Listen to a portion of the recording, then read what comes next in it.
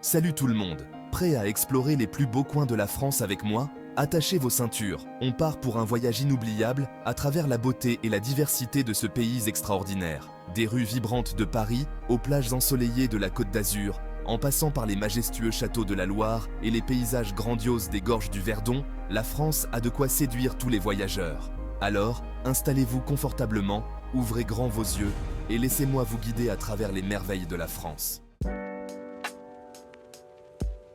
On commence en beauté avec la capitale, Paris, la ville de l'amour, de la lumière et des croissants. Imaginez, vous flânez le long de la Seine, une baguette fraîche à la main, les yeux rivés sur la tour Eiffel qui scintille au loin. Impossible de parler de Paris sans mentionner ses monuments emblématiques.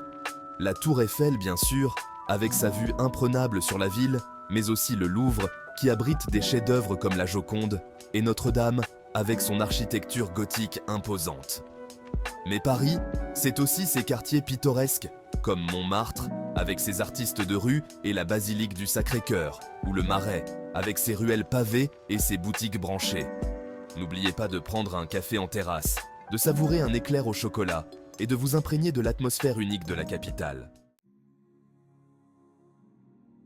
Ensuite, cap au sud, sur la Côte d'Azur, célèbre pour ses plages magnifiques, son climat ensoleillé et ses villes glamour.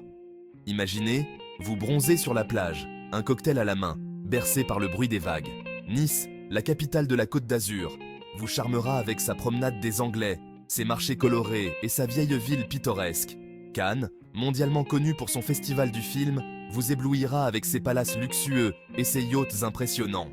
Si vous préférez une ambiance plus authentique, découvrez Saint-Tropez, un ancien village de pêcheurs devenu un lieu de villégiature prisé par les célébrités. Ou encore Antibes, avec son fort carré et son marché provençal.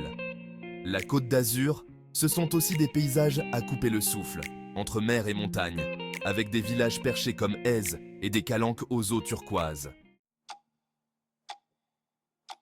Chapitre 3. On continue notre voyage dans le Val-de-Loire, une région parsemée de magnifiques châteaux témoins de la Renaissance française. Imaginez, vous remontez le temps, au milieu des rois et des reines, dans des décors grandioses. Le château de Chambord, le plus vaste des châteaux de la Loire, vous impressionnera par son architecture unique et son escalier à double révolution. Le château de Chenonceau, surnommé le château des dames, vous séduira par son élégance et ses jardins suspendus.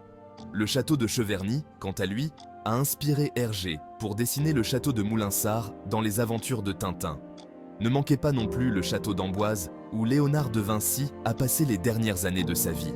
Laissez-vous transporter par la magie des lieux en vous promenant dans les jardins à la française, en assistant à un spectacle équestre ou en participant à une dégustation de vin de Loire.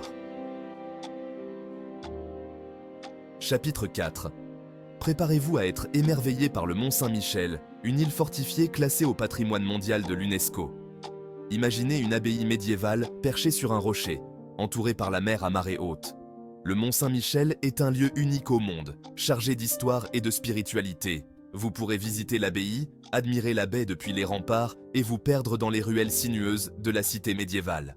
Ne manquez pas le spectacle des grandes marées, lorsque la mer remonte à toute vitesse, transformant le Mont Saint-Michel en une île mystérieuse. Après votre visite, offrez-vous une pause gourmande dans l'un des restaurants du Mont et dégustez une omelette de la mère Poulard, une spécialité locale. Chapitre 5. Enfin, direction les Alpes, pour découvrir les gorges du Verdon, souvent appelées le Grand Canyon de l'Europe. Imaginez des falaises vertigineuses qui plongent dans une eau turquoise, un spectacle naturel à couper le souffle.